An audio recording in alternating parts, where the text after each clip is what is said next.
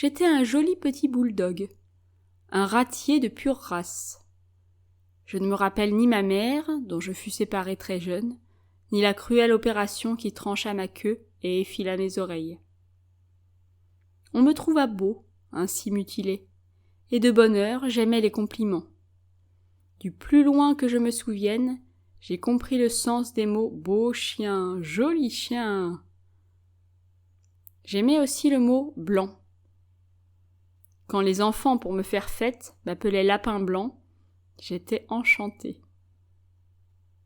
J'aimais à prendre des bains, mais comme je rencontrais souvent des eaux bourbeuses où la chaleur me portait à me plonger, j'en sortais tout terreux.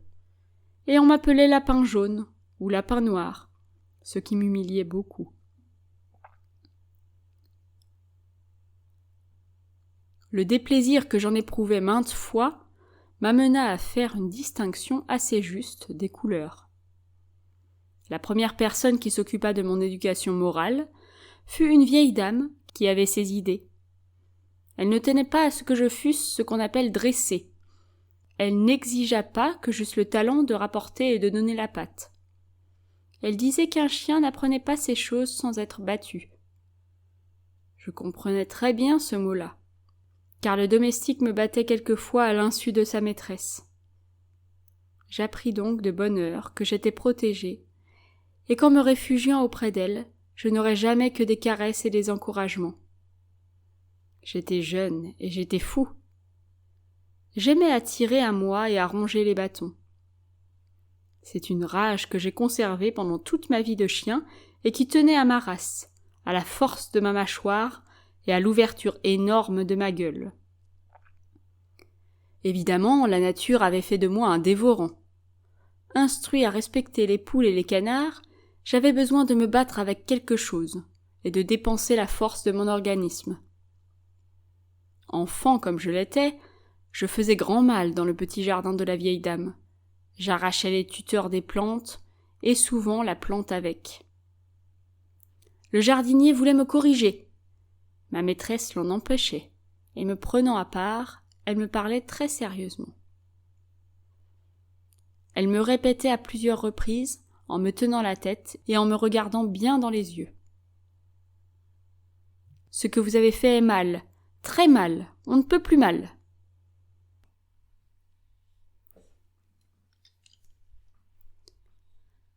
Alors, elle plaçait un bâton devant moi et me défendait d'y toucher. Quand j'avais obéi, elle disait « C'est bien, très bien, vous êtes un bon chien. » Il n'en fallut pas davantage pour faire éclore en moi ce trésor inappréciable de la conscience que l'éducation communique au chien quand il est bien doué et qu'on ne l'a pas dégradé par les coups et les injures.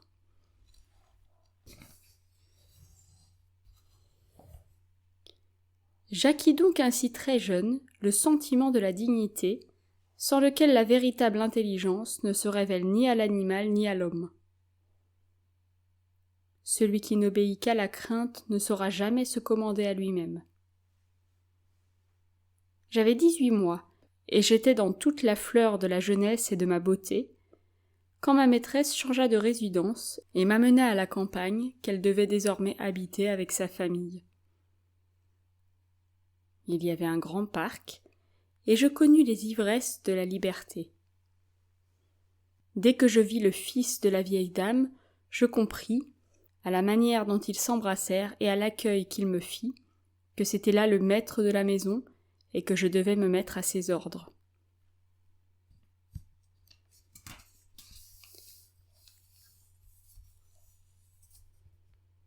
Dès le premier jour, j'emboîtai le pas derrière lui d'un air si raisonnable et si convaincu qu'il me prit en amitié, me caressa, me fit coucher dans son cabinet. Sa jeune femme n'aimait pas beaucoup les chiens, et se fût volontiers passée de moi. Mais j'obtins grâce devant elle par ma sobriété, ma discrétion et ma propreté. On pouvait me laisser seule en compagnie des plats les plus alléchants, il m'arriva bien rarement d'y goûter du bout de la langue. Outre que je n'étais pas gourmand et n'aimais pas les friandises, j'avais un grand respect de la propriété. On m'avait dit, car on me parlait comme une personne. Voici ton assiette, ton écuelle à eau, ton coussin et ton tapis.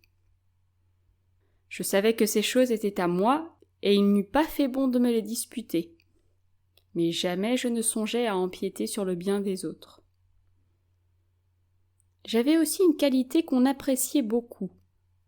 Jamais je ne mangeais de ces immondices dont presque tous les chiens sont friands, et je ne me roulais jamais dessus.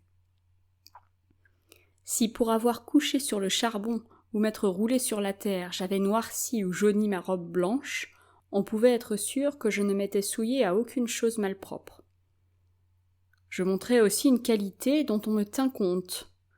Je n'aboyais jamais et ne mordis jamais personne. L'aboiement est une menace et une injure.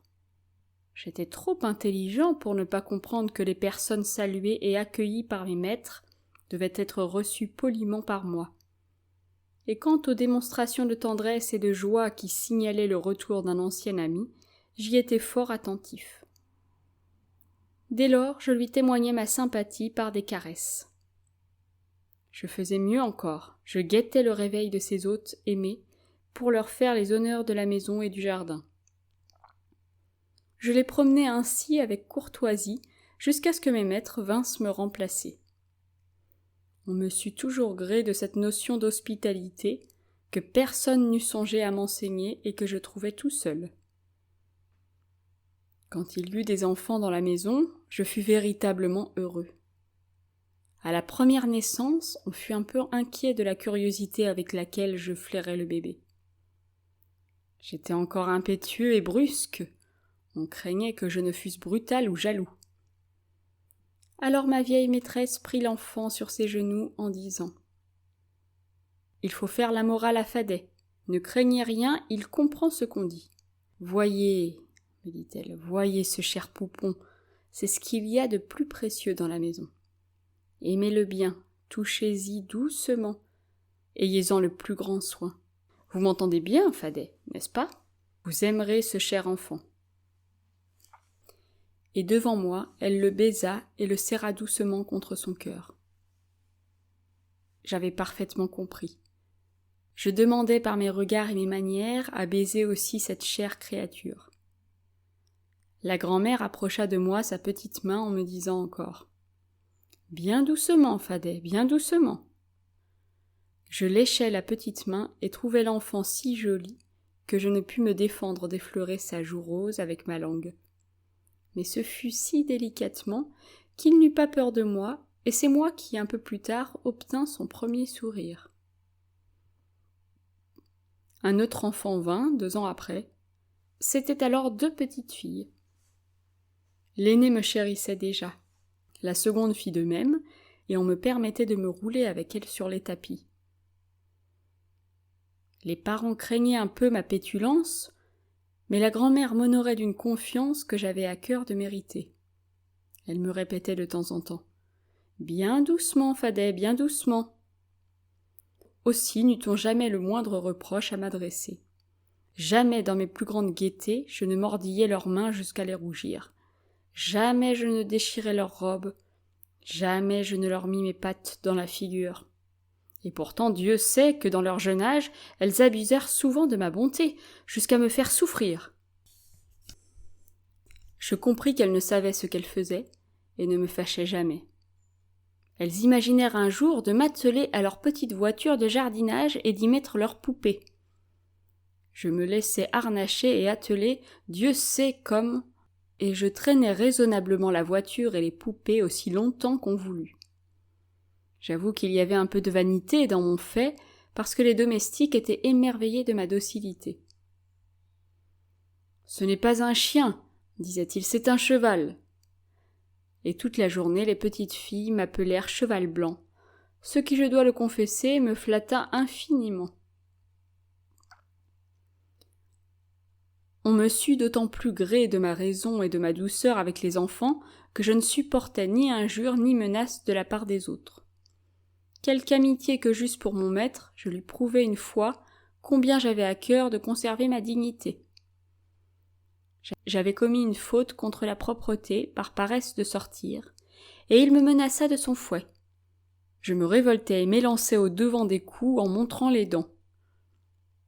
Il était philosophe, il n'insista pas pour me punir, et comme quelqu'un lui disait qu'il n'eût pas dû me pardonner cette révolte, qu'un chien rebelle doit être roué de coups, il répondit « Non, je le connais. Il est intrépide et entêté au combat. Il ne céderait pas. Je serais forcé de le tuer, et le plus puni serait moi. » Il me pardonna donc, et je l'en aimais d'autant plus. J'ai passé une vie bien douce et bien heureuse dans cette maison bénie. Tous m'aimaient, les serviteurs étaient doux et pleins d'égards pour moi. Les enfants, devenus grands, m'adoraient, et me disaient les choses les plus tendres et les plus flatteuses. Mes maîtres avaient réellement de l'estime pour mon caractère, et déclaraient que mon affection n'avait jamais eu pour mobile la gourmandise, ni aucune passion basse. J'aimais leur société. Et devenu vieux, moins démonstratif par conséquent, je leur témoignais mon amitié en dormant à leurs pieds ou à leur porte quand ils avaient oublié de me l'ouvrir. J'étais d'une discrétion et d'un savoir-vivre irréprochables, bien que très indépendant et nullement surveillé. Jamais je ne grattai à une porte, jamais je ne fis entendre de gémissements importuns. Quand je sentis les premiers rhumatismes, on me traita comme une personne. Chaque soir, mon maître m'enveloppait dans mon tapis. S'il tardait un peu à y songer, je me plantais près de lui en le regardant, mais sans le tirailler ni l'ennuyer de mes obsessions. La seule chose que j'ai à me reprocher dans mon existence canine, c'est mon peu de bienveillance pour les autres chiens. Était-ce pressentiment de ma prochaine séparation d'espèces ? Était-ce crainte de retarder ma promotion à un grade plus élevé, qui me faisait haïr leur grossièreté et leurs vices ? Redoutais-je de redevenir trop chien dans leur société ? Avais-je l'orgueil du mépris pour leur infériorité intellectuelle et morale ? Je les ai réellement houspillés toute ma vie, et on déclara souvent que j'étais terriblement méchant avec mes semblables. Pourtant, je dois dire à ma décharge que je ne fis jamais de mal aux faibles et aux petits. Je m'attaquai aux plus gros et aux plus forts avec une audace héroïque. Je revenais harassé, couvert de blessures, et à peine guéri, je recommençais. J'étais ainsi avec ceux qui ne m'étaient pas présentés. Quand un ami de la maison amenait son chien, on me faisait un discours sérieux, en m'engageant à la politesse et en me rappelant les devoirs de l'hospitalité. On me disait son nom, on approchait sa figure de la mienne. On apaisait mes premiers grognements avec de bonnes paroles qui me rappelaient au respect de moi-même. Alors c'était fini pour toujours. Il n'y avait plus de querelle, ni même de provocation. Mais je dois dire que, sauf Moutonne, la chienne du berger, et qui me défendait contre les chiens ameutés contre moi, je ne me liai jamais avec aucun animal de mon espèce. Je les trouvais tous trop inférieurs à moi. Même les beaux chiens de chasse et les petits chiens savants qui avaient été forcés par les châtiments à maîtriser leurs instincts. Moi qu'on avait toujours raisonné avec douceur, si j'étais comme eux, esclave de mes passions à certains égards, où je n'avais à risquer que moi-même, j'étais obéissant et sociable avec l'homme, parce qu'il me plaisait d'être ainsi, et que j'eusse rougi d'être autrement. Une seule fois je parus ingrat, et j'éprouvai un grand chagrin. Une maladie épidémique ravageait le pays. Toute la famille partit emmenant les enfants. Et comme on craignait mes larmes, on ne m'avertit de rien. Un matin, je me trouvai seule avec le domestique, qui prit grand soin de moi, mais qui, préoccupé pour lui-même, ne s'efforça pas de me consoler, ou ne sut pas s'y prendre. Je tombai dans le désespoir. Cette maison déserte par un froid rigoureux était pour moi comme un tombeau. Je n'ai jamais été gros mangeur, mais je perdis complètement l'appétit, et je devins si maigre que l'on ne put voir à travers mes côtes. Enfin, après un temps qui me parut bien long, ma vieille maîtresse revint pour préparer le retour de la famille, et je ne compris pas pourquoi elle revenait seule. Je crus que son fils et les enfants ne reviendraient jamais. et je n'eus pas le courage de lui faire la moindre caresse. Elle fit allumer du feu dans sa chambre et m'appela en m'invitant à me chauffer. Puis elle se mit à écrire pour donner des ordres, et j'entendis qu'elle disait en parlant de moi. « Vous ne l'avez donc pas nourri ? Il est d'une maigreur effrayante. Allez me chercher du pain et de la soupe. » Mais je refusais de manger. Le domestique parla de mon chagrin. Elle me caressa beaucoup et ne put me consoler. Elle eût dû me dire que les enfants se portaient bien et allaient revenir avec leur père. Elle n'y songea pas et s'éloigna en se plaignant de ma froideur qu'elle n'avait pas comprise. Elle me rendit pourtant son estime quelques jours après, lorsqu'elle revint avec la famille. Les tendresses que je fis aux enfants, surtout, lui prouvèrent bien que j'avais le cœur fidèle et sensible. Sur mes vieux jours, un rayon de soleil embellit ma vie. On amena dans la maison la petite chienne Lisette, que les enfants se disputèrent d'abord, mais que l'aînée céda à sa sœur, en disant qu'elle préférait un vieil ami comme moi à toutes les nouvelles connaissances. Lisette fut aimable avec moi, et sa folâtre enfance égaya mon hiver. Elle était nerveuse et tyrannique. Elle me mordait cruellement les oreilles. Je criais et ne me fâchais pas. Elle était si gracieuse dans ses impétueux ébats. Elle me forçait à courir et à bondir avec elle. Mais ma grande affection était en somme pour la petite fille qui me préférait à Lisette et qui me parlait raison, sentiment et moralité, comme avait fait sa grand-mère. Je n'ai pas souvenir de mes dernières années et de ma mort. Je crois que je m'éteignis doucement au milieu des soins et des encouragements.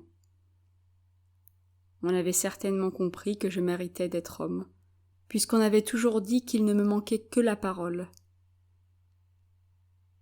J'ignore pourtant si mon esprit franchit d'emblée cet abîme. J'ignore la forme et l'époque de ma renaissance. Je crois pourtant que je n'ai pas recommencé l'existence canine, car celle que je viens de vous raconter me paraît datée d'hier. Les costumes, les habitudes, les idées que je vois aujourd'hui ne diffèrent pas essentiellement de ce que j'ai vu et observé étant chien. Le sérieux avec lequel notre voisin avait parlé nous avait forcés de l'écouter avec attention et déférence. Il nous avait étonnés et intéressés. Nous le priâmes de nous raconter quelque autre de ses existences. « C'est assez pour aujourd'hui, nous dit-il. Je tâcherai de rassembler mes souvenirs, et peut-être plus tard vous ferai-je le récit d'une autre phase de ma vie antérieure.